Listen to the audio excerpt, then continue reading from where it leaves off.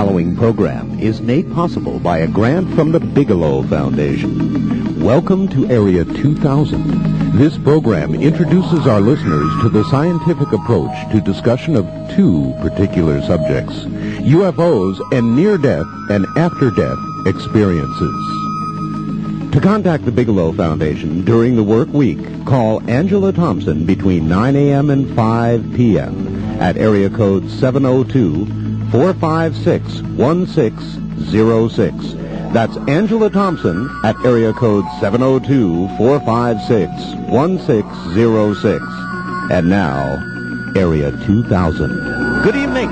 Welcome to another Area 2000. I'm Art Bell. And as usual, we've got a full plate this morning. We've got our roving journalist, George Knapp. And way back in Philadelphia, this time at the airport, Linda Howe, just arriving back home with her glimpses of other realities. And then it'll be Dr. Michael D. Sorez, and this morning's major subject, I guess, is going to be UFOs, but his education, his interest goes into the parasciences as well. So we're going to be just moving all over the place this morning, this evening. I'm never going to be able to get that straight. Maybe in 4 or 5 years. At any rate, good evening, everybody. We'll try and start it on the right note. Let's find out what's new in the world of UFOs this week and what's coming up. And for that, of course, our roving journalist, George Knapp. George, good evening. Welcome to the program. Well, this week we begin our UFO newscast with things that did not happen, which is sort of, as you know, the bane of what news is supposed to be. Sure. But which is all too appropriate in this crazy field. The first thing that did not happen is communication with the Mars Observer. NASA says the craft is either orbiting Mars, spinning toward deep space, or blown up. Take your pick.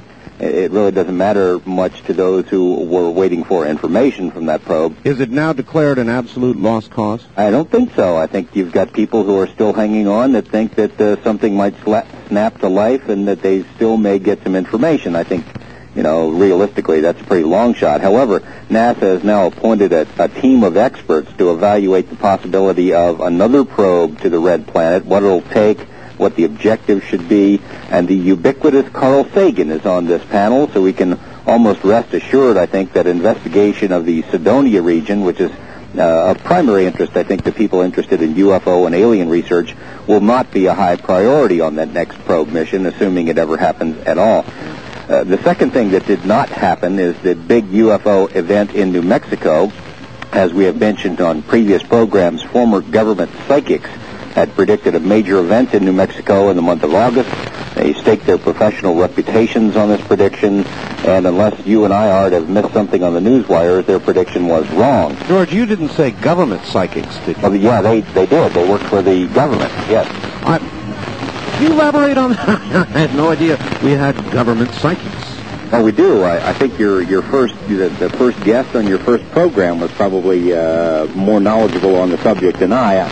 Psychics is not perhaps the best term, but remote viewers is the term I think that's used in defense circles. All right, that's what caught me. Sure, they don't want to publicize it a great deal because that would be the sort of thing that would attract budget cutters looking for headlines, but yeah, they take it pretty seriously. Anyway, these folks had left government service and formed their own company in New Mexico and had staked their professional reputations on this prediction of a big UFO event, but there's been no UFO landing, no mass abductions, no spaceships zapping cacti, nothing.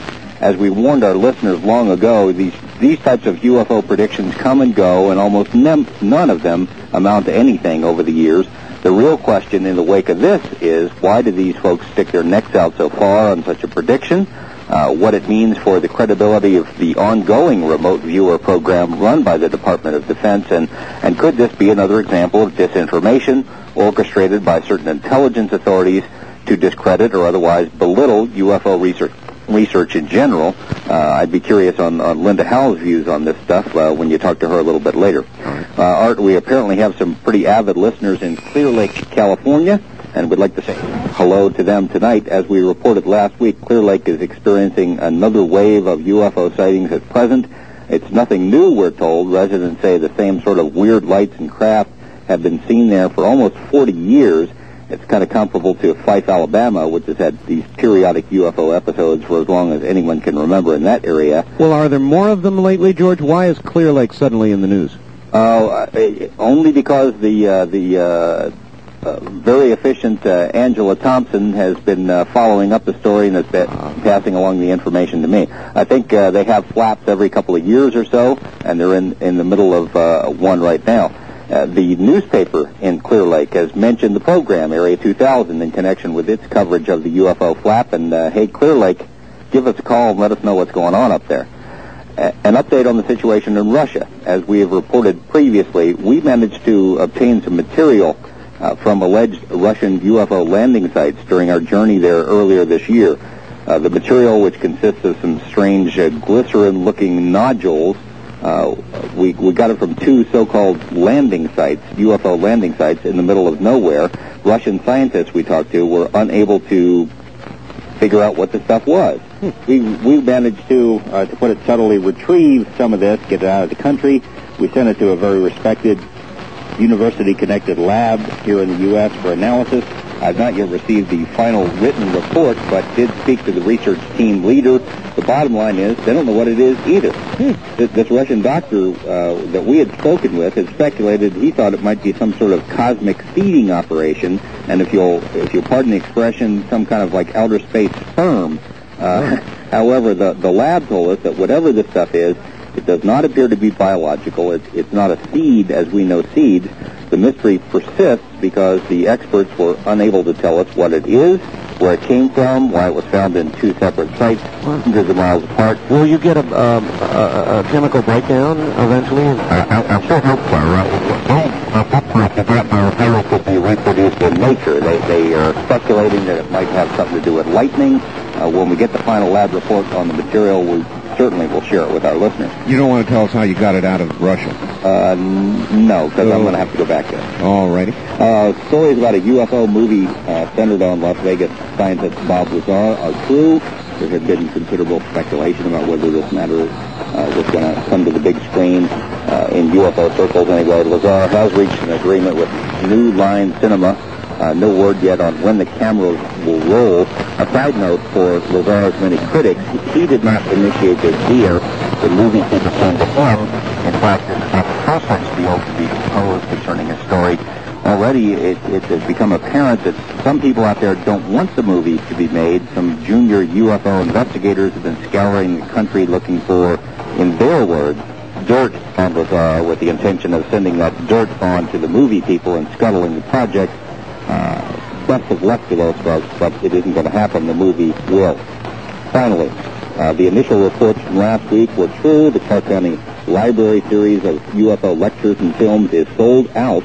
In fact, all the tickets for 2 months' worth of programs were gone in 2 days. Wow. This happens despite, as you know, Art, continued ridicule from other media here in Las Vegas, blind skepticism from science, concerning UFOs. I think there is an appreciation that regular people feel this topic is important. Regular people want to know what's going on, and I think your program really fills an important niche in that area. And clearly, interest in it is growing quickly.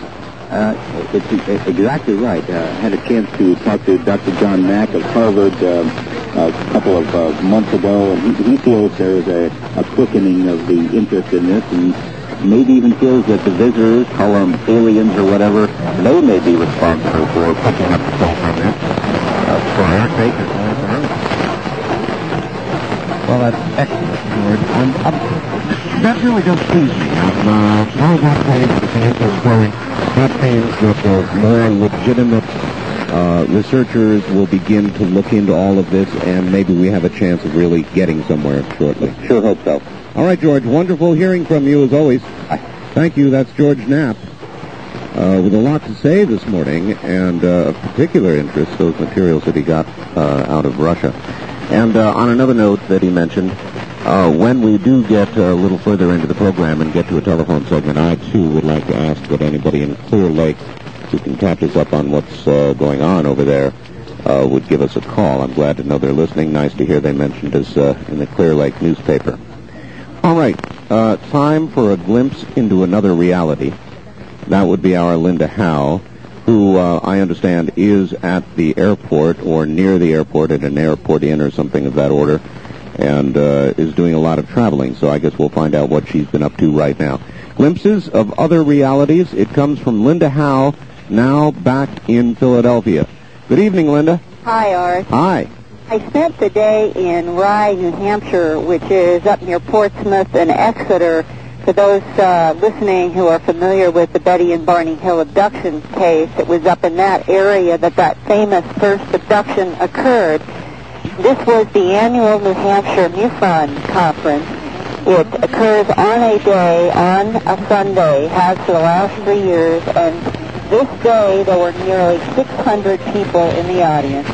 It was one of our best attended, which several people, including John Mack, one of the speakers, he and I at lunch were talking about the fact that the grassroots interest in the phenomena seems to be growing conference to conference.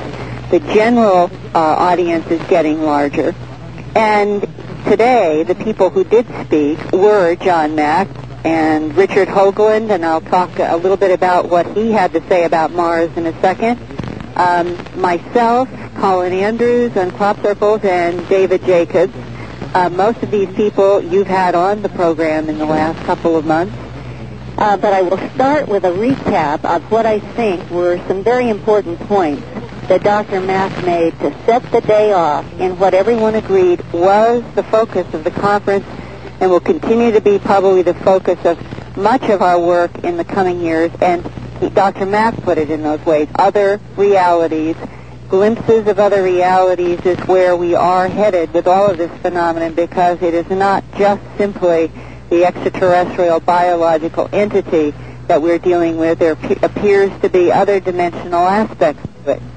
And in that context, he said that he's now studied 76 UFO abduction cases and has found an interesting evolution that he has been surprised in terms of the nature and complexity of the evolution of abductees themselves if they hang in there with him as a psychiatrist. That's his background as a psychologist at Harvard, and working with hypnosis, and has seen them go through terrific fear, terrific anger.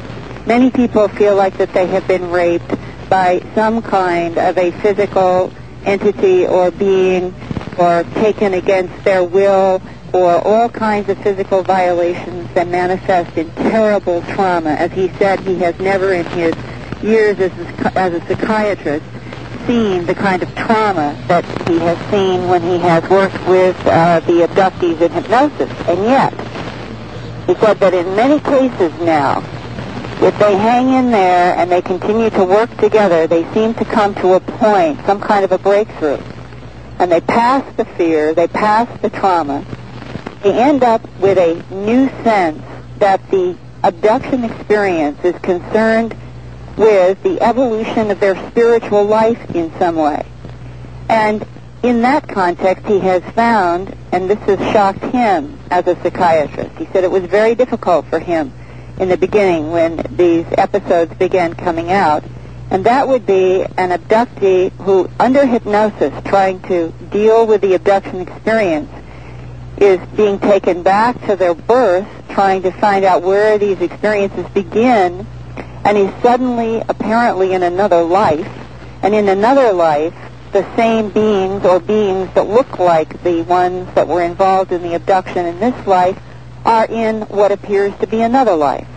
And so Dr. Mack himself, a professor of psychiatry at Harvard University, who 4 years ago did not, as he said, know what he was getting into, and has been finding his own curiosity provoked to the point he has studied and worked with 76 people, is now finding that the whole idea of reincarnated cycles, life to life, is becoming part of his research, and that the same alien beings are in these other lives too, that there's some connection between the alien beings and a particular abductee's current life. Now, what that is headed toward in terms of understanding the implications of all this for the human-alien interaction in the past, present, and future is a huge unknown, and I think that there will probably be more and more reports over the next year or two or three in this particular area, and I hope to be bringing more information about this kind of other aspect of a reality that also touches perhaps into the near-death experiences. That's something we don't know yet, but Ken Ring's work certainly suggests that there are parallels between what happens to abductees and what happens at the moment of death. Boy, that is really fascinating, Linda. Do you think the two areas of study will somehow merge at some point? It sounds like it's possible.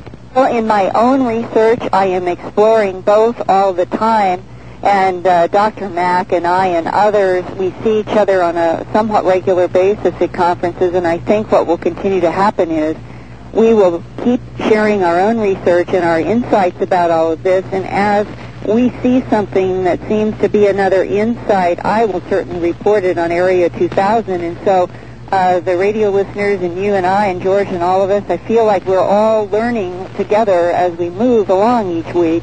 And we really are bringing glimpses of other realities because none of us know the answers, and every week something new happens. The next speaker was Richard Hoagland.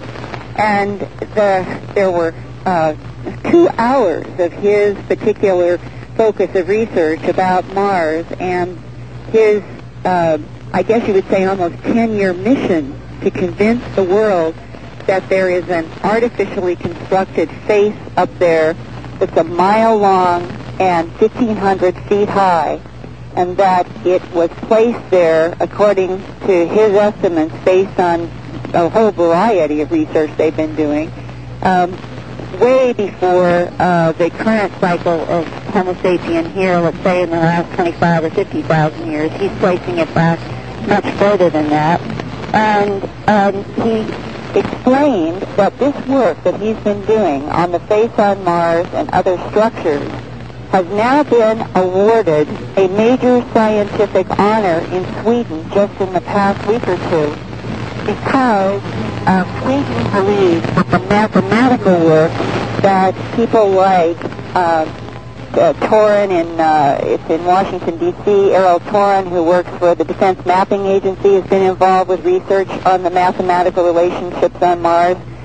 Mark Carlotto at the Analytical Sciences Corporation in Reading, Massachusetts, has been using computer enhancement to look at this space, to look at other objects that are within about 10 miles of this space in a region called Cydonia that appear to be at least pyramidal looking. They look sort of like pyramids in these computer enhanced photographs. And because the math, the angles, and the relationships between the face and these pyramid-like structures appear to have consistencies, patterns that repeat over and over and over again, it is reinforcing the idea that Hoagland introduced 10 years ago or so in his book work, The Monuments on Mars, that it is artificially constructed and that it is very ancient, that it was something that was there once upon a time and left these huge, gigantic markers on the surface of Mars.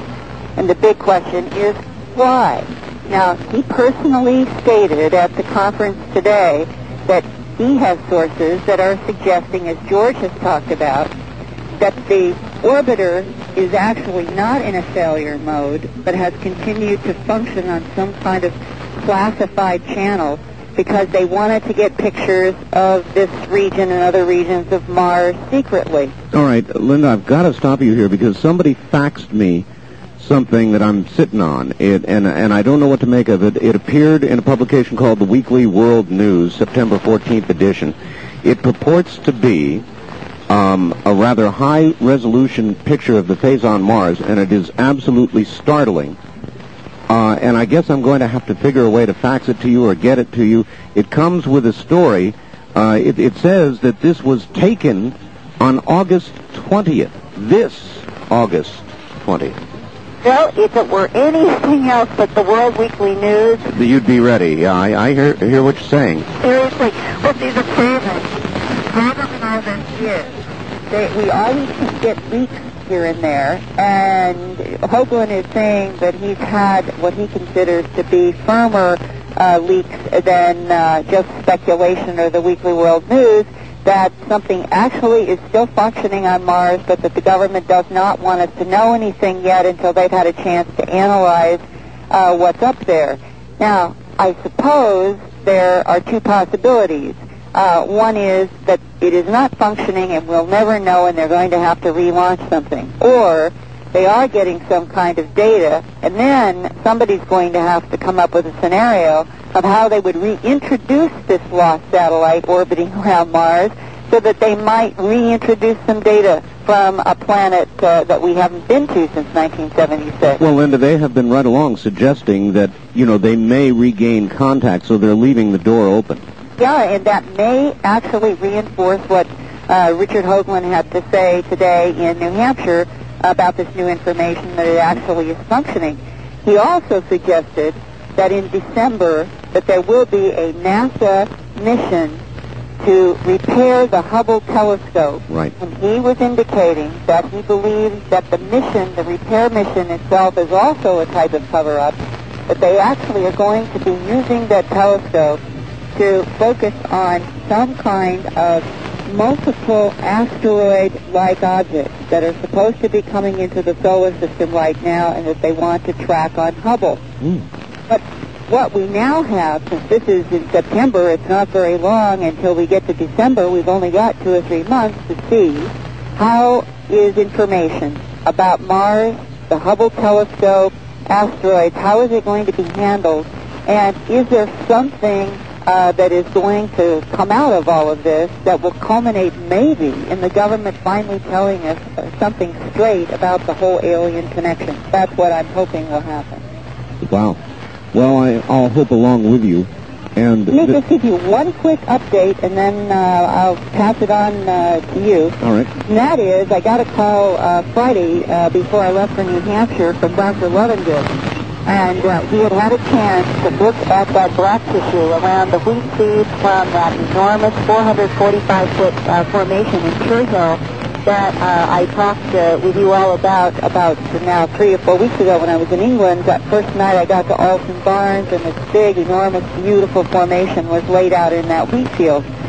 And he's had a chance to look at what's called the electrical conductivity across the black tissue on those seeds from inside the formation, and says they line up right down the line with a very unusual pattern of electric conductivity and oscillation of this tissue that he has found in the Utica, New York formation, the Kennewick, Washington formation, and others in Canada, the United States, Australia, and England that fall into another pattern of other anomalous changes in the plants that Dr. Levengood, a biophysicist, says cannot be hoaxed.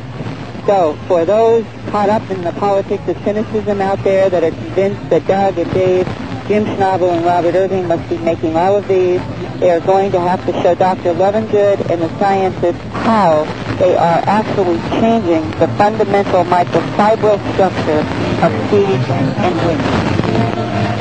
No, that's absolutely remarkable. Absolutely remarkable. I would like to understand a little more of what that means. In other words, is there any other way, naturally or with what these hoaxsters were doing, that this change, it's hard to even know what to ask, Linda, and what, in his opinion, could have produced this change in the structure, molecular structure? Yeah. He did this experiment, devised it, because last year, actually going back 18 months ago, he had seen enough changes in the plants that included bending of nodes. Plants, wheat should be growing straight. And in the formations, and this has been repeated now in many countries for 2 years, in formations, the node will be bent on the ground without cracking at the surface of the earth. But 6 or 8 inches out to the, let's say, the first or second growth node, all of a sudden the wheat is taking a 45 or 90 degree angle. It is something that cannot be hoaxed. It means that there's an actual change in the cell structure of the plant stem and the growth node for the stem to actually take off suddenly into a bend and to have many of those inside of a formation and none of those in the control wheat outside. That's one particular demonstration of a dramatic change in the formation. That's absolutely incredible. And this is very consistent with his hypothesis, was that was one of many changes that he said there's an intent intense energy that is interacting with the plants and the formations that is affecting the fundamental biochemistry and biophysics of the plants. And so he hypothesized if it was as intense as he was seeing in these other changes, he guessed that it was actually changing the microfibril level of the plant, which would mean down getting close to the cellular level. And that's where electrical conductivity would take place across this particular bract tissue. I see. So so this experiment was to say he knew how the electrical conductivity would work in control plants. So he said, what would I find out if I did this experiment on plants from the formations? Would I see a change? And he has seen a consistent change. Well, there's some hot information. Linda Howe, where are you going to be next week? You're going to still I'm going to be moving around in the mid part of the country, going west, and by next Sunday I will be in Denver, and I will give you a number there where I will be, and by then I'll also have some new information. Wonderful, Linda. Okay, you guys. As always, thank you. Linda Howe and her glimpses of other realities. And in a moment, Dr. Michael D. Sorez. Stay right where you are. You're listening to Area 2000.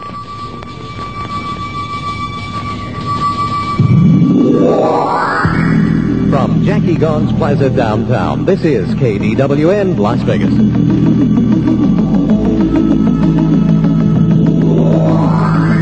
Good evening, everybody. This is Area 2000. I'm Art Bell. Michael D. Sorez is a professor of natural science at Western Michigan University in Kalamazoo, Michigan. He graduated from the University of Notre Dame in 1962 with a B.S. degree in chemistry. Also holds an M.S. degree from Iowa State University in biochemistry and a Ph.D. from Case Western Reserve University. His major professional involvements are teaching and writing in the areas of general sciences and anomalous phenomena. His teaching centers about human biology, the history and philosophy of science, scientific methodology, and the parasciences, of which ufology is a member. His writings have concentrated mainly on topics in ufology, parapsychology, and cryptozoology, which we'll ask about, and several have been published in the MUFON UFO Journal. He has won his university's Teaching Excellence Award in 1978. Dr. Sorez is a member of several professional and parascientific societies, including the American Association for the Advancement of Science, the American Association of University Professors, the Society for Scientific Exploration, and, of course, the Mutual UFO Network, or MUFON. He serves as a MUFON consultant and was in the same capacity for the Aerial Phenomenon Research Organization. The International of 14 organization, we'll ask about that too, and is a member of the advisory panel for the Society for the Investigation of the Unexplained. He is a board member of the J. Allen Hynek Center for UFO Studies and is the editor of ufology's academic journal, the Journal of UFO Studies. Dr. Sorez originally spoke at the MUFON 1986 UFO Symposium in East Lansing, Michigan, a talk for which the current presentation will be an extension. He has recently presented materials at the Abductions Conference of PT2, as well as the National Science Teachers Association. Dr. Sorez may be contacted at the Department of General Studies, Western Michigan University at Kalamazoo. And now, Dr. Sorez. Dr. Sorez, good evening. Hello, how are you? All the way to Michigan. I am fine, and I hope you are as well. Yes, it's been interesting listening so far. Well, one of the things that caught my eye about you, Doctor, was I know that you mainly do research into other people's research as opposed to conducting your own. Yeah, I'm not a case researcher. Right. And one of the things that you said, and I'm going to enjoy this, is that you are not a yes man for anybody's theory. Yeah, as a matter of fact, if I was given the job of critiquing most of the things that had been talked about on the show so far tonight, I would have to hedge a little bit on almost everything, if not quite a bit. Okay, good. Well, that's a good, healthy attitude. What did you happen to think of what Linda said about the molecular changes in the wheat? What doubt would you cast on that offered information? Well, one of the things that is a problem in all UFO research, and it has lopped on over into crop circles research, is that there are not many people actually doing tests. So that you have a fellow like Dr. Levengood, and I have no reason to suspect that Dr. Levengood is not a very good scientist, but you have him do a piece of research.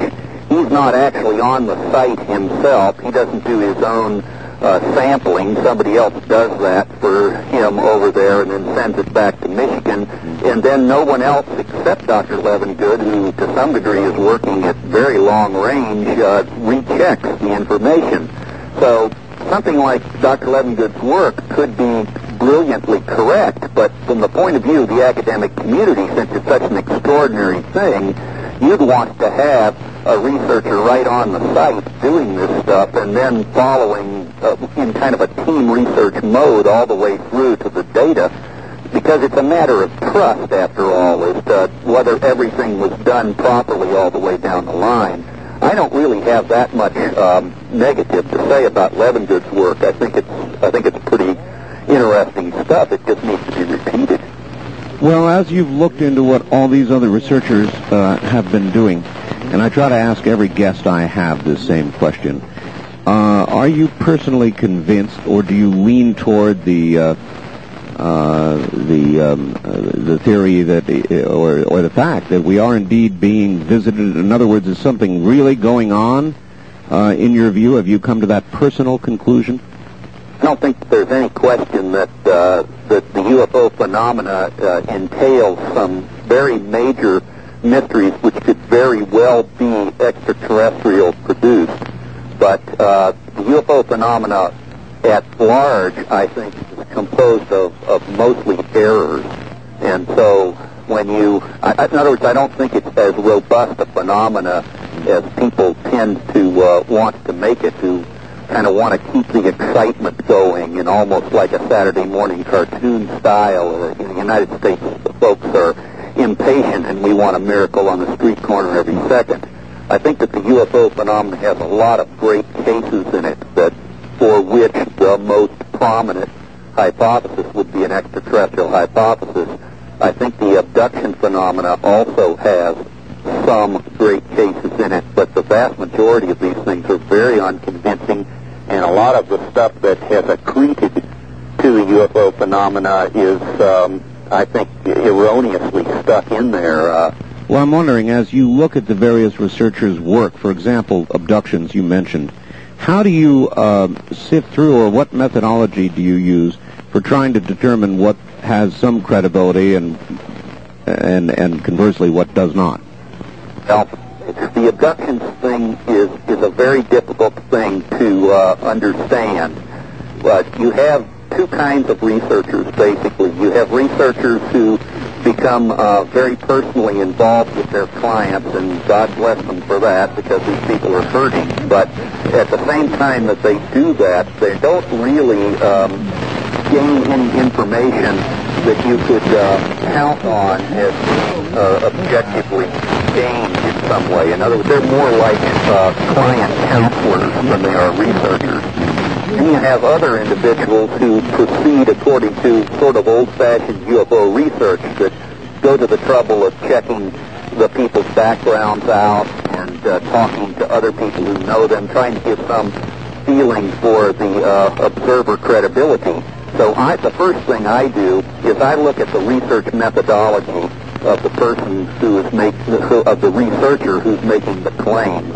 And when a researcher who seems to be very thorough and also has done a good job of checking observer credibility comes out with a statement that these are the various facts, at least as presented by the reporter, then I say, well, now that's probably a true anomaly, especially when it matches up with what other researchers are reporting. But for the people who... well, all right, how much of that do you find versus the other? I find, unfortunately nowadays, I find rather small amounts of true old-time UFO research on abduction cases. Almost everybody wants to have sympathy and rapport, for very good reasons, with the people who have come to them, and they can't bring themselves to really do the in-depth character background checks so that you could really say that you knew whether this was a true case or a wannabe case or a case that's asking something else. So then, probably the best way to determine is to look into the alleged victim's background, and if their background is solid, then you would lean toward concluding their story, maybe. Yes, I would at least lean towards concluding that they absolutely believe what they're saying to be true. If then the pattern in what they're saying seems to match other things that they would have no good reason for knowing and matching, then I would say this is very likely a good case. Doctor, how much regard do you have for regressive hypnosis in these cases? I think regressive hypnosis is capable of being a very good tool. We've had some individuals who've used that, like Dick Haynes has a method of using that I think is perfectly good. We have a lot of different kinds of hypnotists that have used the thing with different sorts of methods, and they seem to come out with the same basic patterns, so I see no reason to suspect that hypnosis is screwing the works up. In some of your publications, you've written about something called the wow signal, and that intrigued me. I'm very much a radio person. What is the wow signal? Wow signal was something that came in during a very early search for extraterrestrial intelligence by the Ohio State University radio telescope. I've forgotten whether it was in the 60s or when, but it was pretty far back in time. Mm-hmm. And they were just doing automated sky scans, and one evening as the thing passed across the sky, it got a tremendous burst of energy from a certain place in space. This was not noticed until the next morning when a graduate student came in and looked at the readout and was so blown away he wrote "wow" next to the thing. That's how it got its name. I see. Of course, they went back and they rescanned the sky in that area to try to find out what it was that gave the signal. They were never able to pick it up again. Do you know what the nature of the signal was? Was it just pure white noise energy? Was there any... the wow must have been because there was some pattern or something. It was energy at a certain specific wavelength in the spectrum. I don't recall what the wavelength was right now, but the machine was scanning just a certain narrow band of the spectrum. This is not too much unlike what they've recently claimed for the big search that's gone on with Jill Tarter and Carl Sagan and Frank Drake, where they think that they've picked up maybe 50 or 60 different of these one-time only signals out there and never been able to relocate them again, all in different parts of the sky, so no repeatability. And again, with the current search going on, which they've renamed, I can't recall the new name for it, but I think it's funded to the tune of about $100 million. The report from those folks so far would be basically negative or nothing that would earn a wow.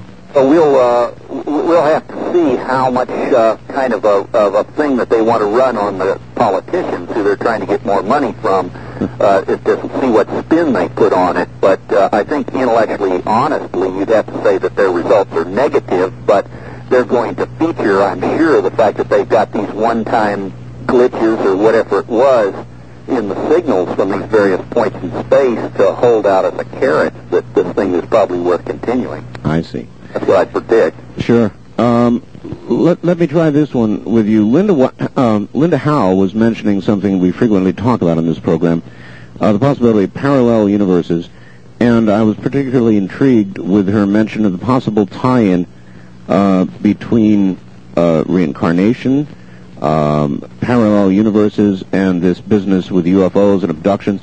Is there any possibility, or is it much too much of a reach to imagine that one day there will be a kind of a merge that will occur, or there is some sort of connection? What are your feelings?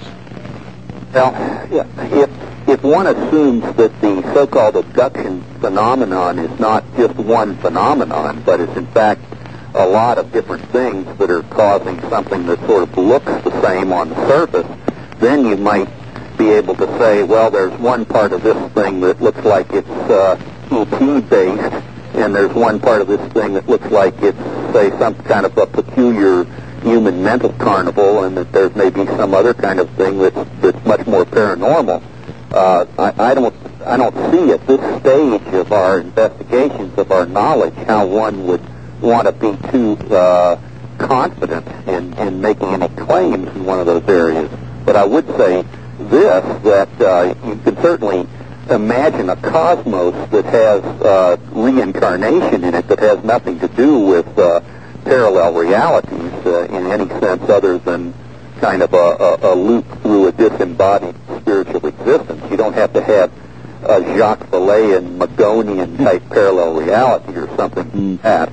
And I would say that if you're going to try to speculate about ET people being involved in past lives, well, there better be a lot more evidence for this than what we've heard so far from Dr. Mack. All right, let us return to an earlier time, maybe the beginning of the modern UFO phenomenon, and that, of course, is to 1947 and the Roswell business. I take it that there's been so much done on that since you study what others have done that you've looked at Roswell and the studies done on it very carefully. What have you concluded about that incident? I think that Roswell is the one other thing in UFO research other than abductions research that's really worth doing right now. From what I can tell from the Roswell research that's done by Kevin Randall and Don Schmidt, that case just continues to look stronger and stronger through time. It has fought off the challenges of maybe 20 different alternative hypotheses that people keep throwing out. The more witnesses that are dug up, instead of having the idea dissipate and fragment into a lot of nonsense, the story just seems to grow tighter. So I went into that Roswell thing thinking that it just couldn't possibly be true because it would change the whole nature of the space program and everything else. And I've been disabused of all that stuff by this stage. I think the Roswell case, along with the better abduction cases, are by far and away the most important thing we're doing right now. All right, well then let's stick with Roswell for a moment. Can you run us through it a little bit? What is it that you find so convincing as you've studied it about Roswell? Well, the first thing is the fact that the initial witness who cracked the story was a man of such importance in the armed forces, a high-level intelligence major who almost no matter what kind of a game you try to think up would be serving no good intelligence purpose in breaking the Roswell story the way he broke it. The second thing is that at this time, there are probably between 1 and 2 dozen different first-hand witnesses to the metal pieces that were scattered around the Brazil Ranch, and their descriptions of the metal pieces and also some of the other debris, they match perfectly, and the characteristics of this metal, two different kinds of it, especially the one that was the unbendable, unburnable kind, and the other that was the clumpable, but then it would refold into its own shape. These are metal alloys that you look back as to what our metallurgy was in 1947. We couldn't do that stuff. So it gets to be pretty difficult to just wave off, say, 15 to 20 first-hand witnesses who are describing a couple of different metal forms that we couldn't make at the time. Well, of course, after Roswell, there were some initial reports that seemed quite clear, early reports. Then all of a sudden we began to get the government involved, the weather balloon story and so forth. You must have looked at all that very carefully as well. Now those alternative reports, they have been tracked down with amazing efficiency by Don Schmidt and Kevin Randall to the point of first-hand records for launchings of balloon types and of different sorts of missiles and all of these things. And not only do none of them match any of the described characteristics of the material, but all the known launches of anything have been accounted for. So I think that's just all smokescreen. All right. What about the part of the story that suggests there were alien beings there, that they were picked up and taken, I think, to Wright-Patterson Air Force Base? All of that hold up?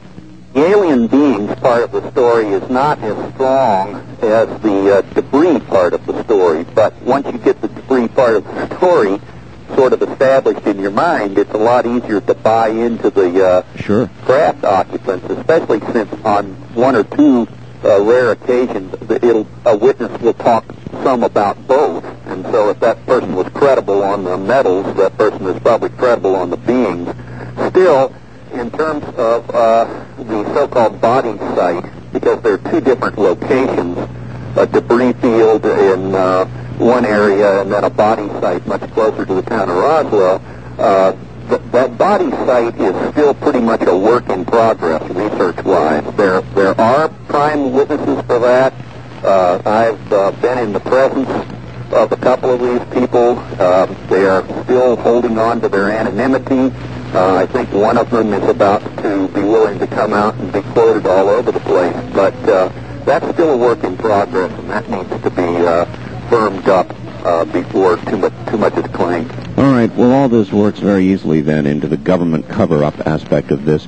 And there have been all kinds of documents over the years that have come out purporting to be government documents, briefing papers for Eisenhower, and all sorts of things, as you know, have come out. Yes. What have you concluded as you've looked at this aspect of it, the government cover-up aspect? As far as the government cover-up of Roswell, I haven't been impressed with any of the documents that specifically claim to relate to that. But as far as government cover-up is concerned, that's just obvious. That's been obvious ever since David Jacobs wrote his history of the UFO phenomena way back in the 70s. As soon as people got inside the Robertson panel information and also into the Condon report information, these are the two major government elements that existed. One which ended up with the idea of completely debunking the UFO field forever because of national security reasons, and the other one was a so-called scientific study that was a debunking study from the beginning. As soon as those internal documents were revealed, it was obvious that you had nothing going on except the big cover-up, and we've done nothing but to indicate more of the same with all the FOIA documents and things. And as a matter of national security, from what perspective? Well, there's a lot of reasons that it can be a matter of national security, but I'll give you the main one that the Robertson panel suggests. The Robertson panel was a CIA panel, for listeners who haven't heard about this, in 1952, very late in the year, actually early 1953, that was composed of 5 major scientists, and they recommended actually a downplaying of UFO phenomena because, namely, during the previous summer, which was a big flap, probably the second biggest of all time, the communication channels within the military were so clogged by citizens calling in that they considered it as having weakened the country's ability to respond to a real attack from the Soviet Union. And so they felt that if so-called UFO hysteria or enthusiasm, or whatever you want to call it, was allowed to just go unchecked, that they would continuously be vulnerable from, say, the Soviet Union messing with us and doing things to stimulate a lot of calling in and swamping the phone lines, and then maybe be able to have a more successful attack come in after, say, a fake UFO wave of some kind. That's something. Well, you know, there are so many governments in the world, and if we have decided to cover it all up, or for the reasons you just suggested, or even others, what about all the other governments in the world? It would be my opinion that our government was the only one fortunate enough to have a crash come down and ended up with something really amazing that it had to cover up for more reasons of concern for various social and economic institutions in the country, and that would be the Roswell thing, and the other countries wouldn't have to be bothered with something like that. Now, some people say that back in those days, in 1947, that would have been such a big thing that we would have had to have gone to the other major powers in the world and informed them at least somewhat and gotten a gentleman's agreement to keep the lid on the crash saucer case. But as far as other governments were concerned, I don't know what their thinking process would have been. Certainly the Soviets would have had a somewhat similar concern to ours, with the voice of the Robertson panel. Sure. I'm sure they would have. We're now beginning, of course, with the Soviet Union breaking up and with Russia being so much more open. As you may have heard, George was actually able to get some materials out. That never could have been done previously. There should be a lot of new information coming from Russia and the other republics. Are we getting much? I don't think so. You keep hearing rumors of this, but I would caution listeners to remember that the Soviet Union, for a very long time, has had a record of having isolated researchers who were pretty much unchecked by anything but their own imagination to claim almost anything out in the boondocks. And so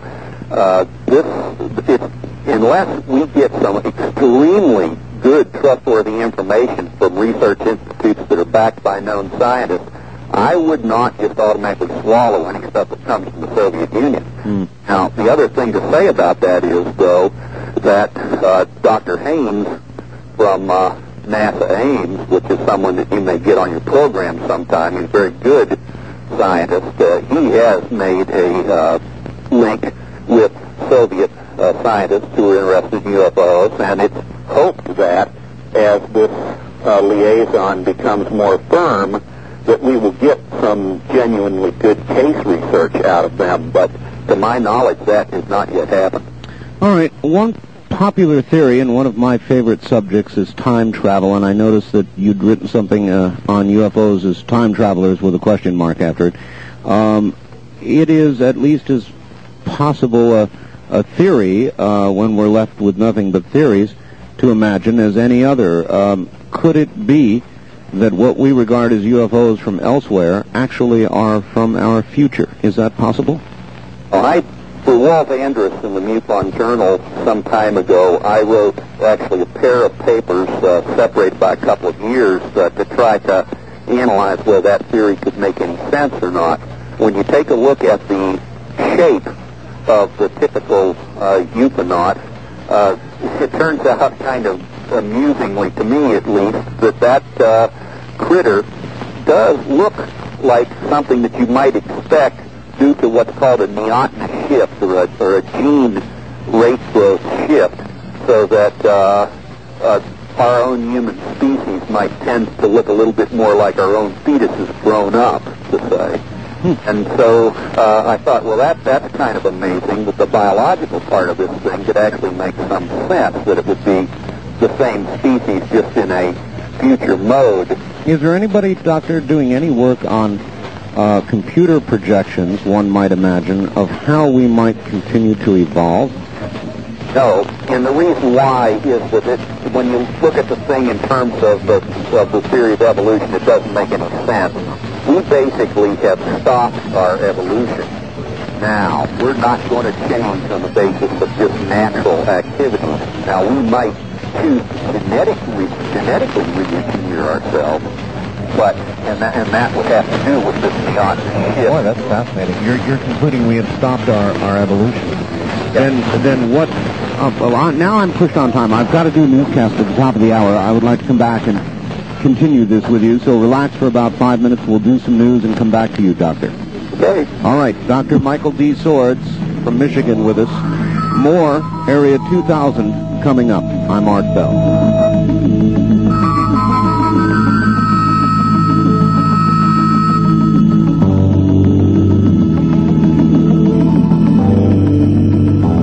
Jackie Gone's Plaza.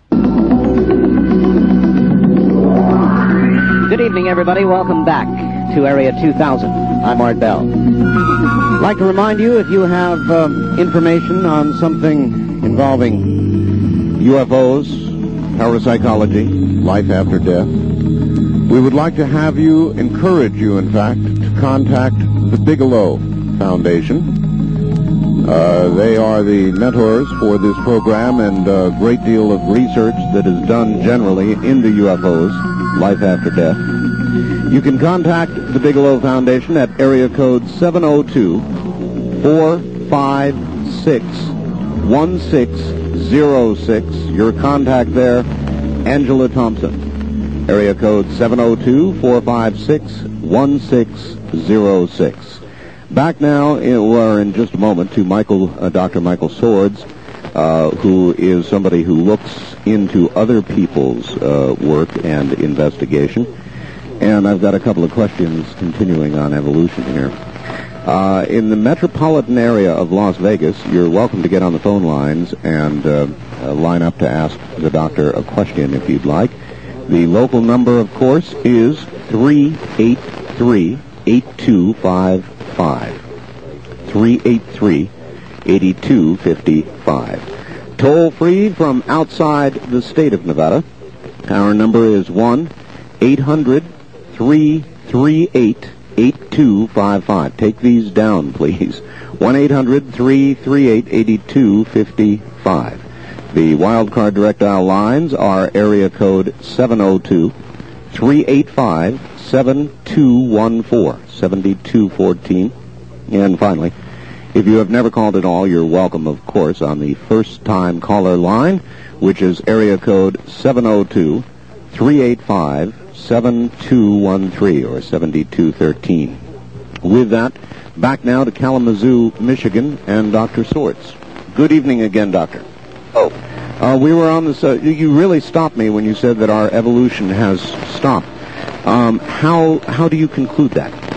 Now, that's actually something that biologists have known ever since the theory of natural selection has got so much evidence and supported, because the way biological evolution proceeds is it only works when the offending characteristic, a characteristic that you don't want to have, is a characteristic that will kill you prior to you being able to mate and pass on the genes that create that characteristic. Mm-hmm. Or it's a characteristic that makes you so sexually unattractive that nobody wants to mate with you. So it is determined then by environmental considerations, which are now stable? Well, the thing that stabilizes the thing is the fact that we have brains, and we don't wait around anymore to die. Instead, the person with an appendix that gets ill has the appendix simply taken out. There's no evolutionary pressure for people with appendices to die anymore. The person who has a huge wart on his nose and nobody likes him could have that wart removed if he wanted to. You know, it's that kind of thing. Our intelligence allows us to adapt to negative conditions immediately rather than waiting around for the next generation to get lucky genetically. Suppose there are stark environmental changes. The ozone dries up and blows away. The planet begins to heat. Some of the things suggested by the environmentalists. Would that then trigger some evolutionary modification in human beings? Only if the catastrophe was so large that it destroyed our ability to technologically react to it. As long as we still have technology that would allow us to react to whatever this thing you're talking about is and preserve the life until it has a chance to mate, then it would have no effect. Fascinating. The catastrophe is big enough that it downs our technology, then we'll be back into the game of life then. Fascinating. There are a lot of people who suggest that one of the motivations for the intervention by extraterrestrials would be connected to genetics. And I'm sure you've looked into that aspect. What are your comments?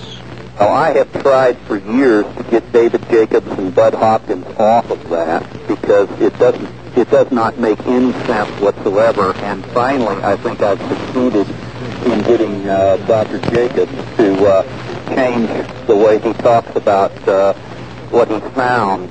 And he's talking now more about hybrids in the sense of changing human genes rather than trying to mate alien genes to human genes, which is a theory that just doesn't make any sense at all. So if aliens are messing around with our genetics, they're simply messing around with our genetics to change us in some way, not to mate us with them. And that becomes very mysterious as to why they would be bothering. All right. Since you, again, look into everybody else's work, and that's what you do, this question would be a good one. I've been looking into all this and interviewing people for years now, and I have noticed that ufologists seem to eat each other alive. Yes. And I would like your comments on that and how damaging it is to the overall credibility of the investigators. I think that that your observation about this being a mean streets as far as research is concerned is unfortunately more than accurate. There are some people who do not engage in that kind of personality bashing, who somehow manage to stay above it, but almost everybody manages to get down into this. The reason why I think that happens is that UFOs are something that the majority of people in the country seem so anxious to want to ignore or to ridicule or get rid of in some sort of way that the researchers in the field think that they have to be perfect. And as they try to be perfect, they end up taking some kind of extremist positions that will never allow themselves to admit that even some little part of what they've done is wrong. This ends up then when somebody comes back and tries to mention, perhaps even in a nice way, that some part of what they have done is wrong, it becomes very personal with them. I think the other reason why it happens all the time is that most of the folks who are doing research in UFOs are amateurs. And I don't use that word in any pejorative sense. I'm using it in the old English word of people who love what they're doing, but they're not doing the thing that's an academic style. And because of that, it just creates an environment that maximizes all the tiniest little errors to the worst possible ends, and it really hurts the field getting any kind of credibility. Well, and maybe adding to it all is disinformation. Is there or is there not, in your opinion, an active disinformation campaign by the government or any other agency or peoples? Is there a lot of disinformation, intentional disinformation out there? Well, that's a tougher one to know because the people doing the disinformation, if they are professionals and they're very good at it. But there are known cases of UFO researchers themselves who have created disinformation for whatever crazy reasons they had going on in their head. Also, when you look at the Roswell investigation, there are hints in various places up and down the line that there's been some disinformation and some research blocking going on there. But if you're talking about the big guys in the Pentagon-shaped building and that outfit, that's harder to document because those people are good at what they do. I've got to ask, what is cryptozoology? Cryptozoology is, that means hidden animal forms. And so that's the group of people who's headed by Richard Greenwell in Tucson, Arizona, and Grover Krantz at Washington State, and Roy Mackle at Chicago, and that they look for the Loch Ness Monster and Bigfoot and the Bomble Snowman, dinosaurs in Africa, etc. All right. I just wanted to know, and then just down below it is something that really piques my interest. It's simply entitled Disappearing Stars, and I have a man who calls me on my syndicated radio show and is doing research into precisely that, disappearing stars. He claims that stars at different moments actually do, for varying periods of time, disappear. What do you know about that? Well, for one thing, there is a known astronomical phenomena which causes a star to seem to dim out to us. These are extreme variable stars, and that they go from a very high magnitude to a very low one as part of a cycle that probably signals the end of their life. But that's probably not the most interesting kind of disappearing star. No, this man is referring to ones that disappear and then at the same intensity later reappear, and he has a certain theory about that. Oscillating stars would in fact do that, and it would be a known phenomenon that would be occurring probably near the end of a star's life as a variable. But the things that are more puzzling to standard science anyway are cases where you have a very accurate century who everything else on his maps looked like it couldn't be better, and yet here will be a rather prominent star sitting there and we can't find it anymore. So there seems to be a case of a star that really did just disappear, and what in the world could be going on there, no one knows. All right. I would like to get to the telephones, if I could. We have a lot of people who would like to talk to you, Doctor. Oh, yeah. Running the show. It's fine by me. All right, good. Let's get to a few questions. Wild card line 3, good evening. You're on the air in Las Vegas with Michael Sorez, Dr. Michael Sorez. Hello, Art and Michael Sorez. I've got kind of a two-part question. First, with the so-called technology that these aliens have, how come they're crashing on, like Roswell? And the second part of the question is, are these people forcibly being told to keep quiet? Maybe, due to threat of personal injury or scandal or that type of thing, Art. Now, I'll listen off the air. I'm not sure I have the second part of what people are you referring to, sir? Oh, the people of Roswell. Oh, I see. The witnesses and all that. All right. That is a good question. Thank you. First of all, Doctor, his question: if they have all this technology, why are they crashing? Well, from what I can tell from looking at the literature of crashes, there's probably only been one crash. The second thing I would say is that we've got a lot of pretty clever technology, too, and we make all kinds of foul-ups. I would assume that Murphy will continue to live in outer space for time immemorial.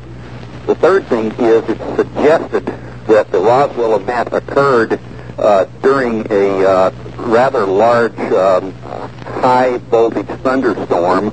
It could possibly be that this thing emerged into that without really knowing that it could get electronics glitches in it by a direct strike. But the fourth thing to really say is, well, why sit around and speculate when we don't know what their technology is? Let's just go with the empirical evidence as we find it. The empirical evidence seems to indicate something very strange crashed. Now, as far as that other question was concerned about the people being threatened or threatened or not, there's a lot of evidence that people were threatened in Roswell. And especially the civilians, very severely threatened, kind of embarrassingly threatened from your and my viewpoint as an American, like we wouldn't do that to the citizens. But they, of course, are now just angry at this stage in life. But well, you said there's a lot of evidence. Can you give an example when you say there's evidence they were threatened? For example, what? Well, let's say you could go to perhaps 6 or 8 people down in the Roswell area right now and ask them what had happened with their father and mother or themselves, if they're very much of an oldster still around, that caused them to have all this nervousness after this event was over, and they will tell you all, even though they don't know one another necessarily, that they got these similar messages from the government telling them that they were not supposed to talk to this, or there was going to be harm done to their family, and in the case of the parents to the children, or the people were going to be taken away and they never see them again. I mean, outrageous sounding stuff. As far as the military people are concerned, the military people mostly don't feel threatened. They just simply feel that they have made a personal duty vow and that they're not going to break it, and that since their commanding officer is now dead, why they can't find someone who will be able to relieve them of their vow. Presume for a moment all of this is true. The government is covering it up. They know. If you personally had all of the evidence you needed, and you could have a news conference, and you could beyond any shadow of a doubt announce to the world that, oh yes, it's real, oh yes, they've been here, here's the proof, would you release it? I might give... that's a question that's gone through my mind quite a bit, because there's about 12 or 15 different reasons why you might not want to release it. Exactly. And all these things involve some pretty serious stuff about government reaction, people reaction, economic reaction, etc. to these things. And I might possibly give the government one last chance to explain to me why I shouldn't release it. Try to get in contact with them and say, this is something I've got. Of course, I'd protect myself on that, but I might give them one last shot try to explain to me why I shouldn't be doing that. And if they were to produce studies that showed you that the American people would react very poorly, that it would be disruptive of the entire social structure, that religion would be in danger of collapse and so forth, would that be enough? If they could prove that to me, I think I'd swallow it. But it's my belief that they can't prove that to me. Richard Hall has recently asked a bunch of us to write some essays on this exact topic, and I've gone down through the whole list of things, and I could see their reasoning for not wanting to release the information. I think right now we're at a stage where probably releasing the information would be the better thing to do. Have we been in a period of time with all of these motion pictures and all the rest of it, and even this type of show, where we are, in essence, preparing the American people to receive that information without going off the deep end? Yes and no on that. Shows like yours probably yes for most of the speakers on the show, but the no part is the abductions part. And unless people like John Mack are correct, and this is some kind of a benign thing, the Bud Hopkins David Jacobs scenario, this thing being kind of horrible, is precisely the thing that would not want you to release information that this is real and it's going on and you can get plucked at any time and nobody has a defense against it. All right. Then that brings up another good question. With everything you've looked at, would you say this is in all likelihood something that is, as far as we're concerned, horrible if we knew about it, or is it basically benign?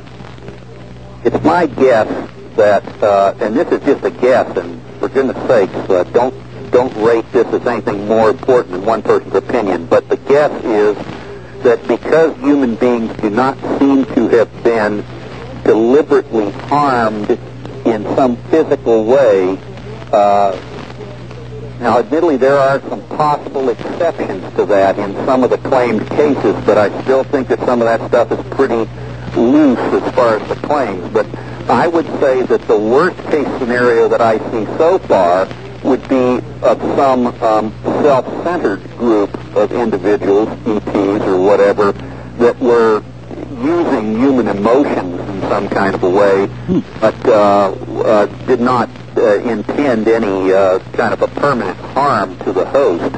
And so because we have been able to live with the shadow of the atomic bomb hanging over our head, I'm not so sure that we could live with the shadow of this hanging over our head, knowing that we're going to get up in the morning and basically it's just going to be another form of a nuisance after a while. Yeah, plus I suppose the conjecture that if they have this technology and meant us harm, we'd be harmed. Yeah, and unless for some reason they want some other kind of thing out of us first and then still would be looking for harm afterwards. There's always a possibility. All right. Line 1, good evening. You're on the air with Dr. Sorez, who is in Michigan. Well, good evening. Good evening. Art, it's very interesting that you brought that particular part up. It wasn't exactly what I called about, but I had a chance to talk to my grandmother a while back who remembers the night of the War of the Worlds radio show. Yes. And I think the biggest answer to your question about why they don't tell anybody is look at the reaction of that. I mentioned that to you once before, but the interesting information that I didn't have on that at that time was that people were killing themselves and killing their children because they really thought that that these beings were visiting Earth.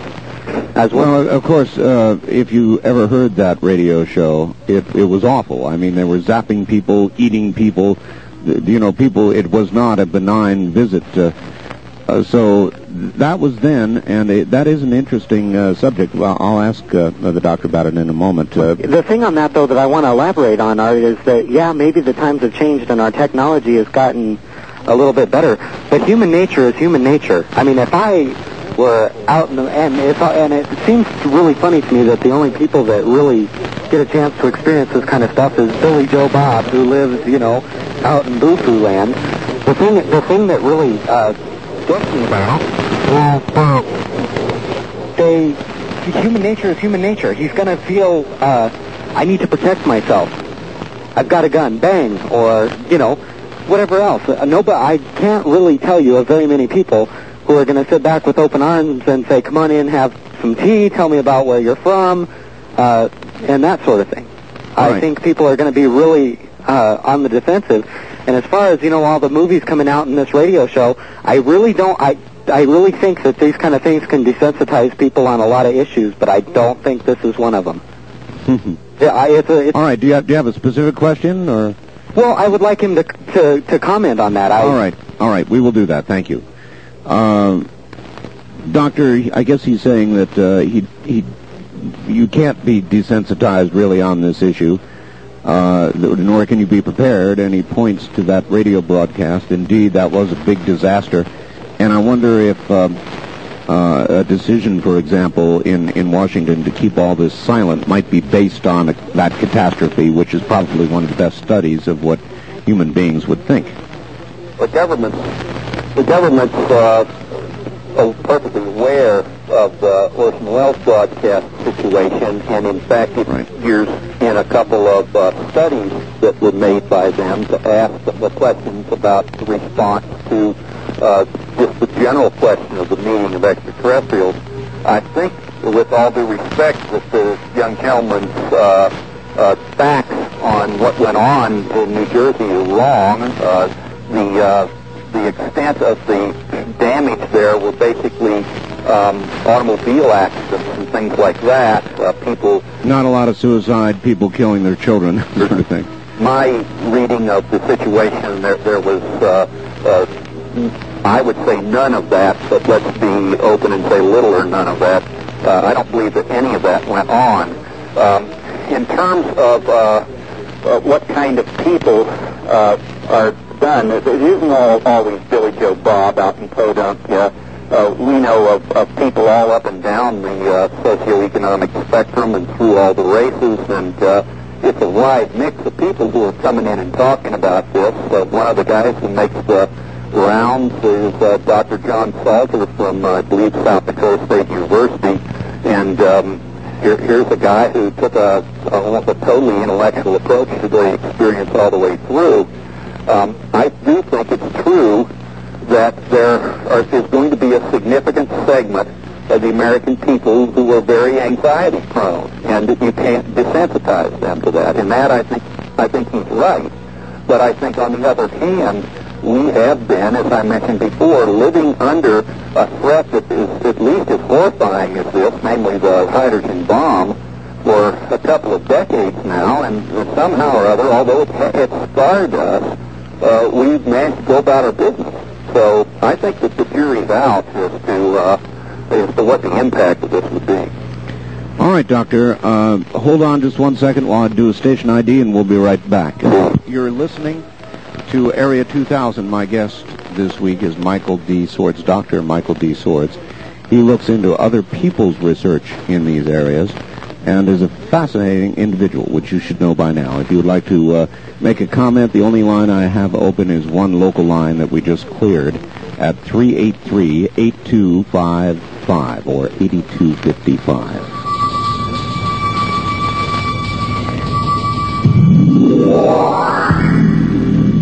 From Jackie Gone's Plaza downtown, this is KDWN Las Vegas.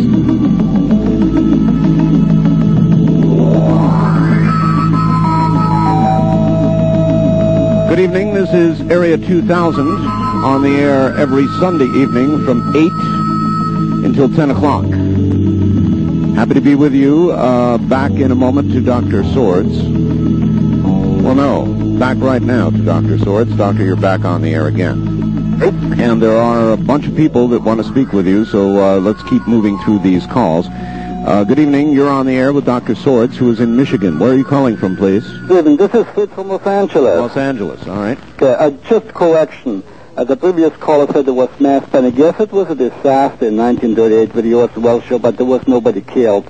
Like Dr. Sorez said, there were a few car accidents and a few handful of strokes. Some people got excited, but it was not a mass panic like everybody said. But it is true that the government and the Air Force way back in the Dr. Menzel's time used this as a barometer to say, well, there was this incident in New York, and then there was another copycat somewhere in Europe, in a Latin country, where they had also Orson Welles War, a copycat type, where people really went berserk. And so they used this as a barometer, and they said, hey, the people are not ready, etc., etc. All right. Do you have a specific question? So there's a film coming out now from Russia called Cosmic Top Secret by a producer, I think, his name is Avinsky, where the Russian scientists and ufologists exchanging information with our ufologists, and a major is interviewed there where he will claim that alleged 2 Russian soldiers standing guard were abducted, and that also a UFO was shooting at an antenna on a radar station. I don't know if Dr. Sorez is aware of it, but this film should come out very soon here and make the circles. Are you aware of that film, Doctor? I'm not. I'm sorry.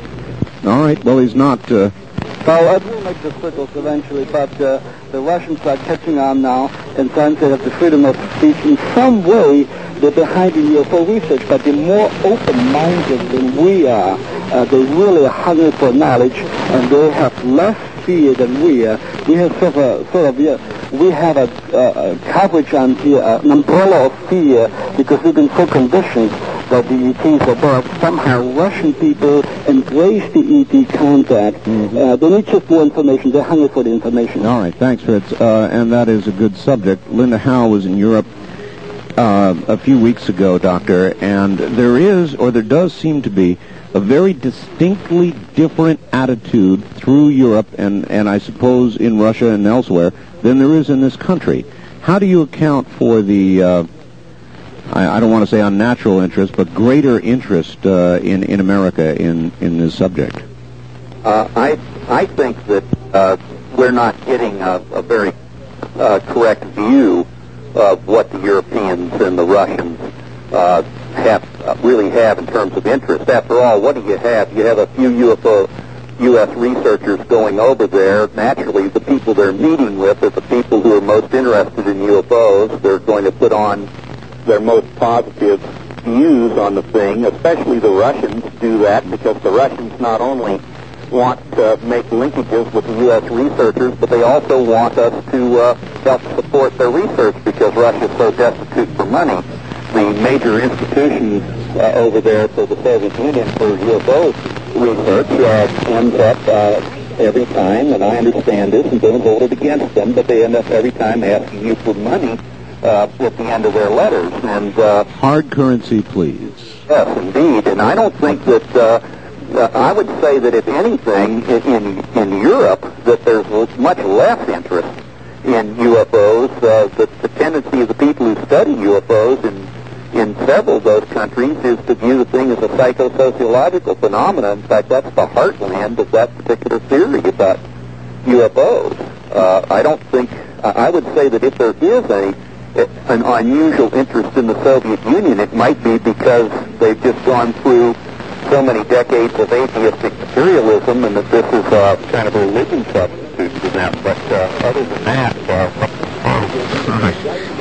Good evening. On the first-time caller line, you're on the air with Dr. Sorez. Hello there. Oh, you're not. Line 2, you're on the air with Dr. Sorez. Good evening. Well, hello. Yeah, Art, I just want to tell you, I really like your show, I've been listening for years. Thank you. Yeah, and I got a couple questions for the doctor. First, one is on abductions. And the question I have is, what does your research show as far as abductions through tangible items as far as walls, canvas, tents, etc.? And the second is, have you done any research as far as in Area 51 in Nevada? I've done some my own research up in that area, and it's been very... I can't really say the word for it, but I've seen a lot of weird things up there. All right, Doctor, let's go to Area 51, if you would. It's just to the north of us here.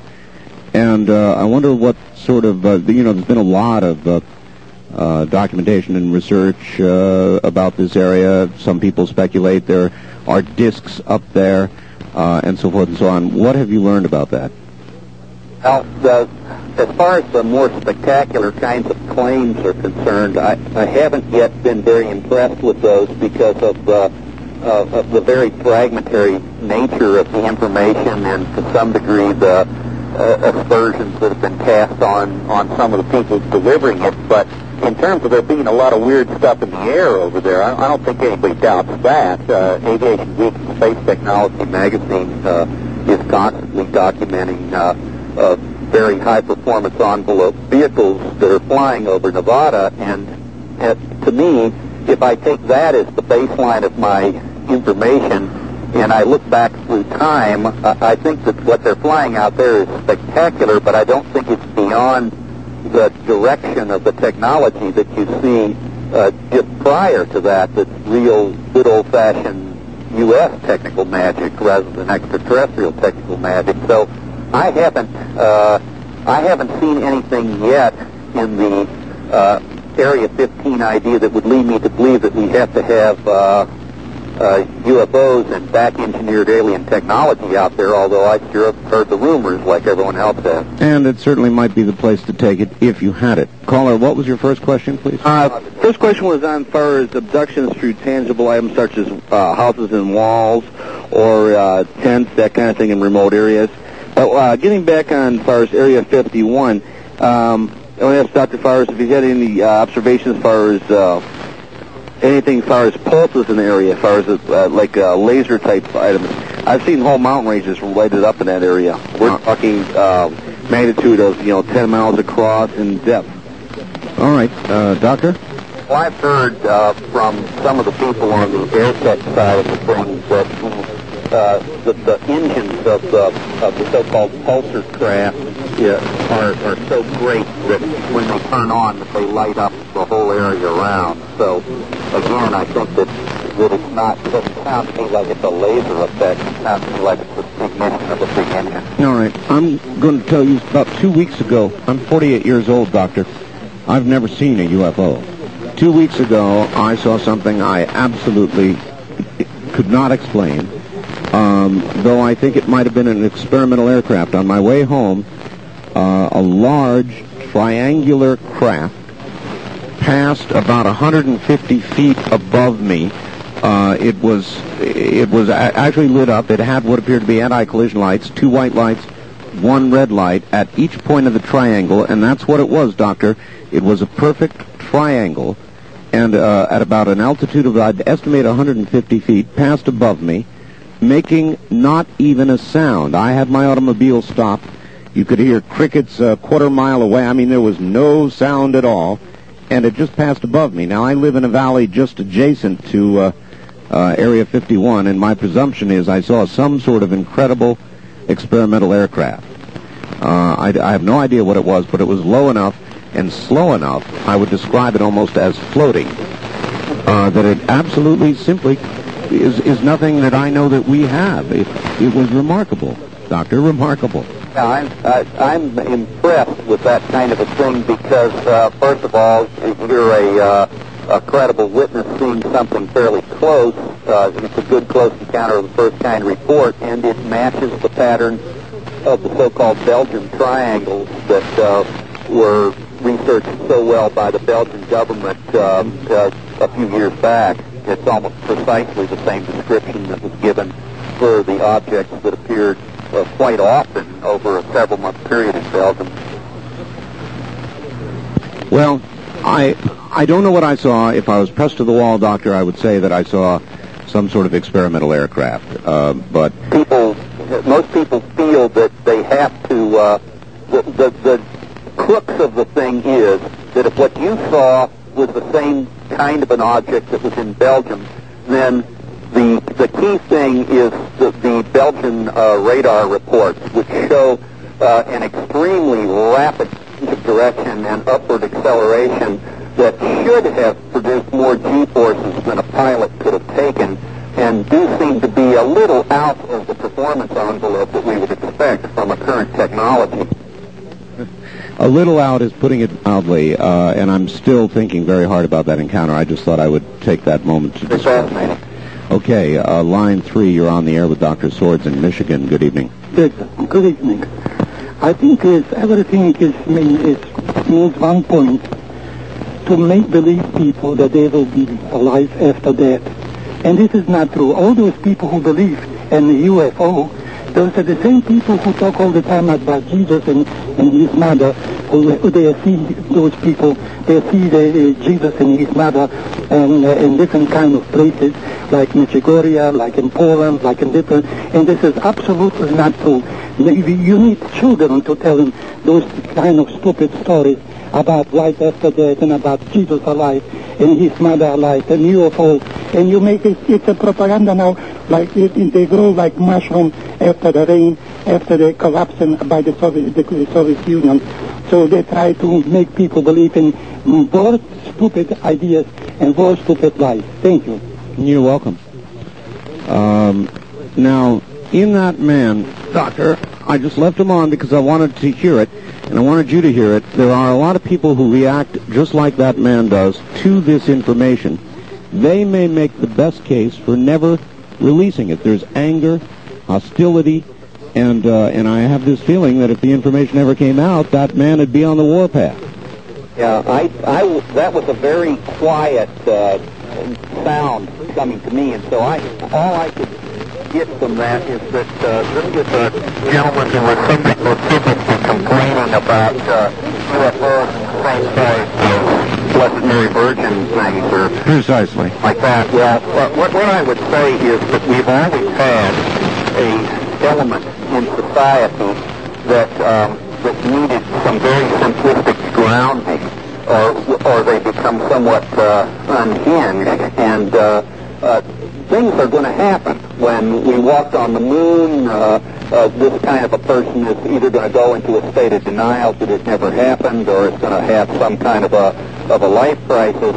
The same thing is going to be true if Carl Sagan gets any extraterrestrial signals, if the Darwinian theory of evolution sounds like it's better, or whatever. So we can't protect that element of the population against new things happening, and I still don't think that it's a useful reason to deny full information. Well, nevertheless, perhaps not.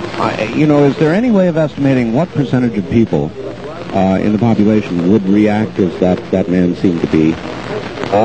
There probably is. If we were talking to a psychologist that looked at statistical data, allow me to reflect on something that might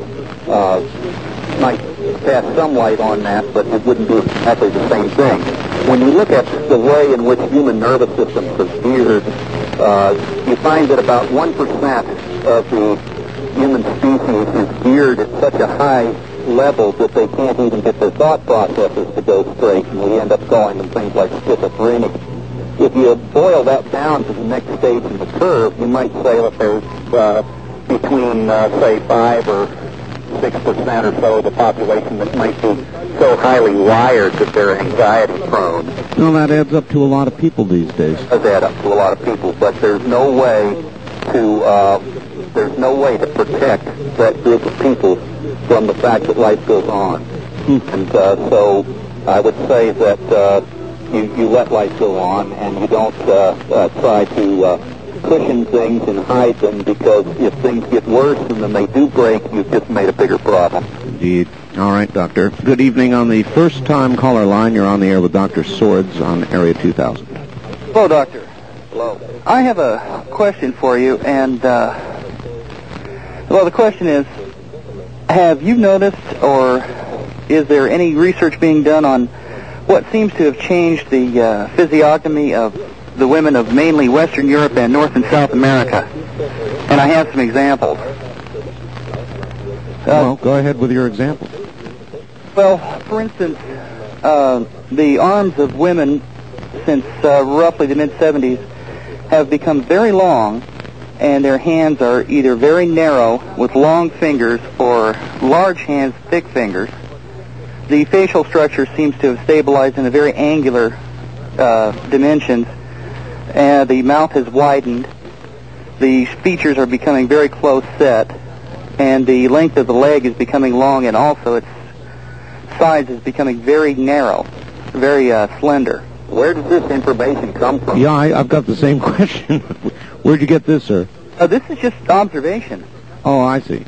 Now, this seems to be the type of female which seems to be mainly in the like I said, in North and South America and Western Europe, this seems to be becoming a very dominant feature, especially the legs and the arms. All right, thank you.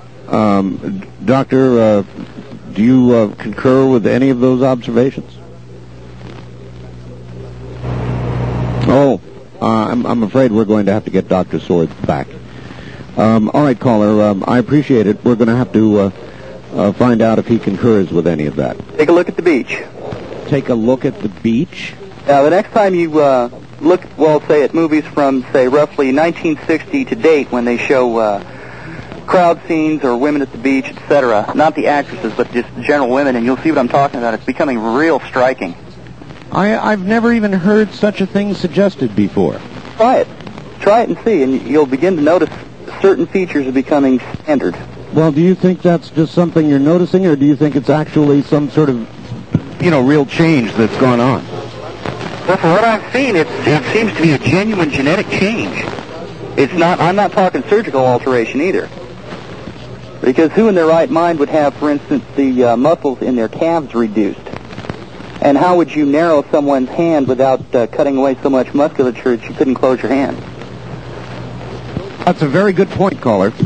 Very good point. And, Doctor, we've got you back now. I still have this same caller on the line. Okay. And he's saying that he's noticing all of these changes in women. Do you concur with any of that at all? Thank you, caller. No, I'm afraid I don't. I was saying before the gremlins got into the works of the phone company here, I don't know what you make of that, because I watch women just as much as anyone else, I suppose, and I haven't noticed that perhaps if he's sitting around watching the shapes of actresses and models, which could possibly be changing to the fashion of some sort. All right. Line 2, good evening. You're on the air with Dr. Sorez, who's in Michigan. Art? Yes. Yeah, this is Sam again from Las Vegas. Okay, we're only allowed to make one call, sir. I understand that, Art. All right, well, thank you then for the call. And good evening out of state. You're on the air with Dr. Michael Sorez, who's in Michigan. Yes, when do you think the government will reveal to the American people that there are actually UFOs? It's a good question, if ever. Doctor, any comment on that? When might they reveal it, or what might provoke them to reveal it? Or can they be pushed into it? Well, of course, all of us that are interested in the Roswell case are constantly trying to think of something productive along those lines all the time. I certainly don't believe that marching with tickets out in front of the White House asking for Bill Clinton to come clean is going to do it. I think, in fact, if anything, that's a negative way of going about things, because that is it puts it into a kind of an unserious light, I think, in most people's mind, and actually causes negative pressure.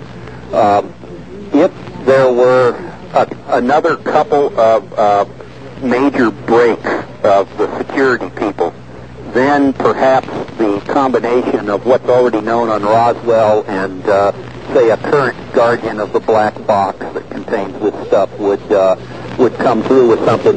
But if you don't have a major leak of some kind, I don't see any incentive for the government to reveal anything they know about UFOs. And there may be more on the social side that dictates you wouldn't reveal it unless you had to, I suppose. It has been stated by some of their experts in the past that if you've got a situation that has essentially nothing on the positive side except solving the curiosity of a few American citizens, and you've got a whole lot potentially on the negative side, you don't run the experience. Absolutely, and that's what it would seem to add up to. Line 3, you're on the air with Dr. Sorez. Yes, good evening. Good evening. Is that me? That's you. Okay, thank you.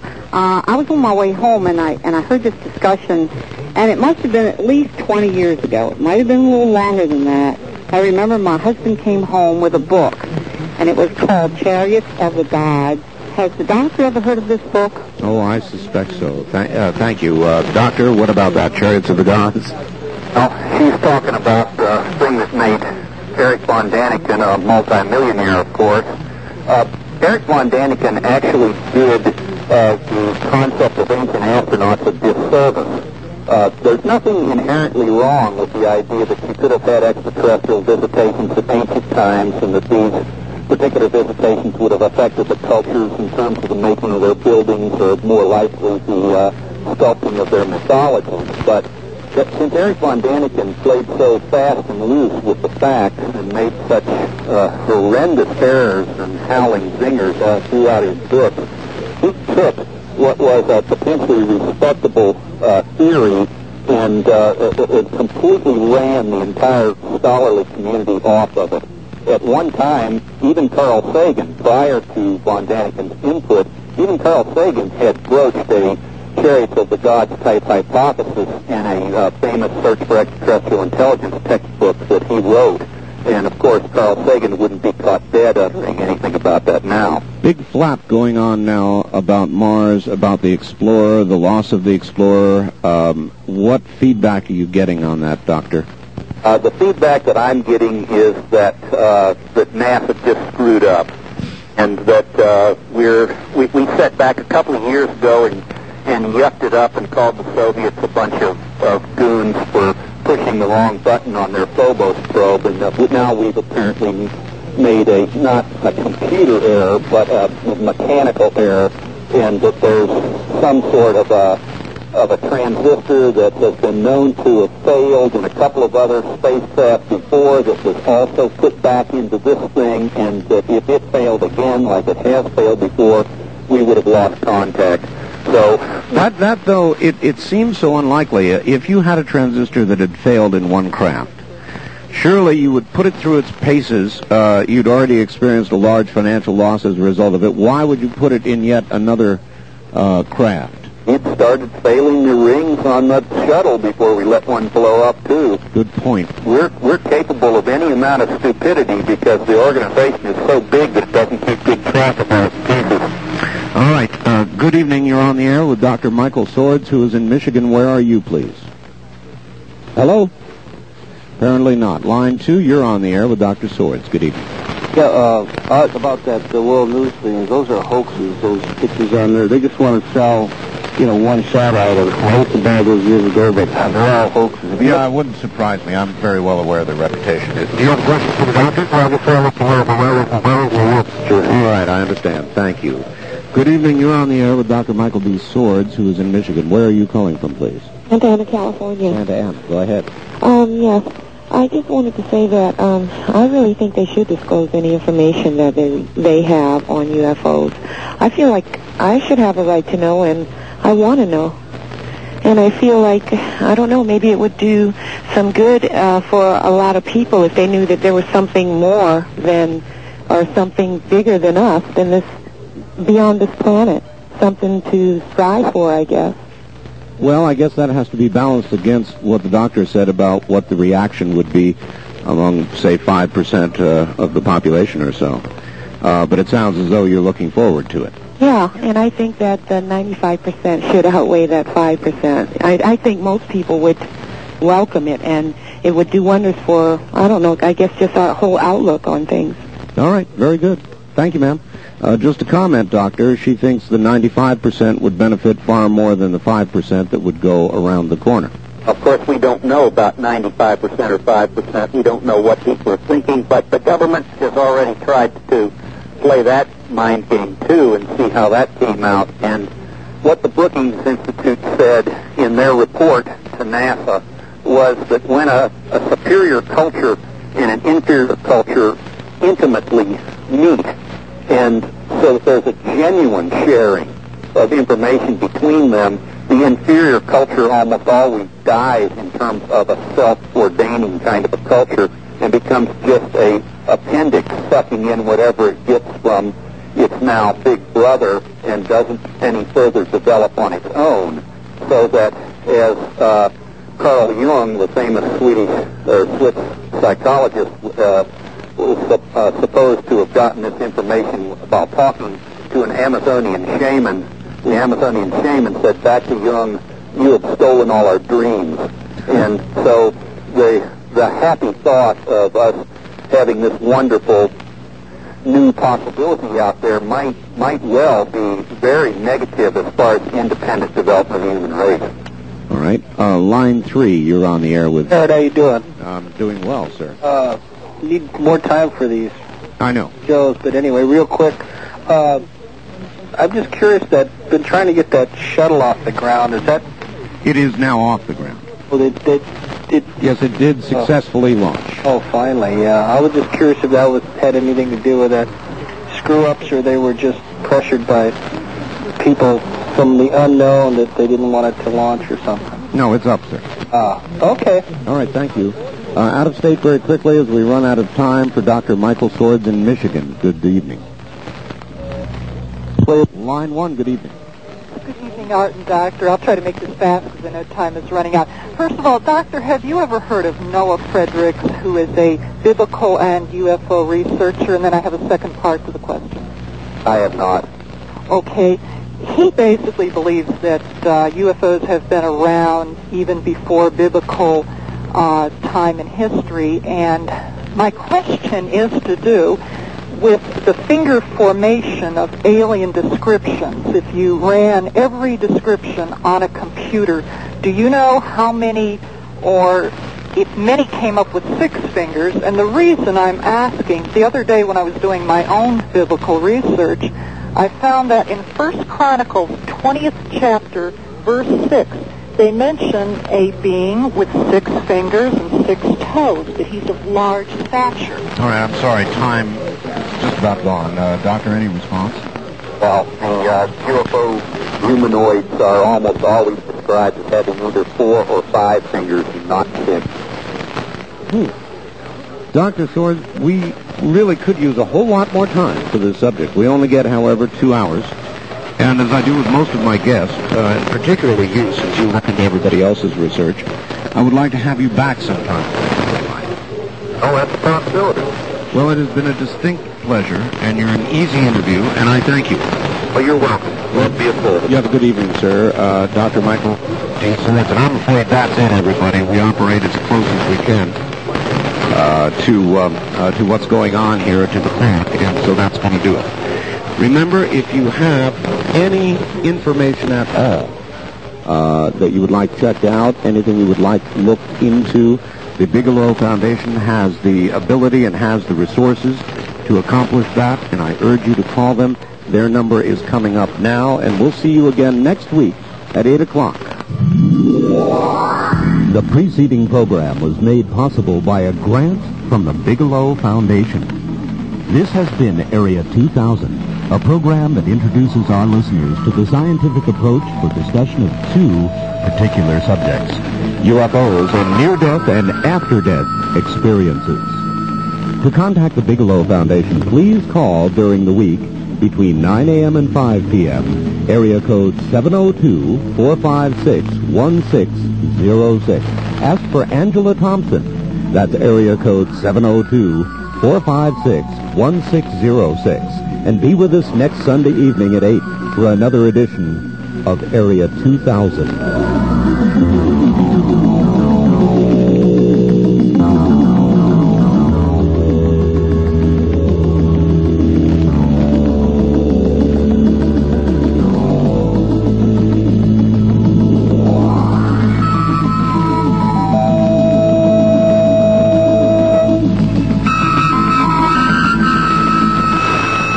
Jackie Gons Plaza. This is KDWN, Las Vegas. 720 K.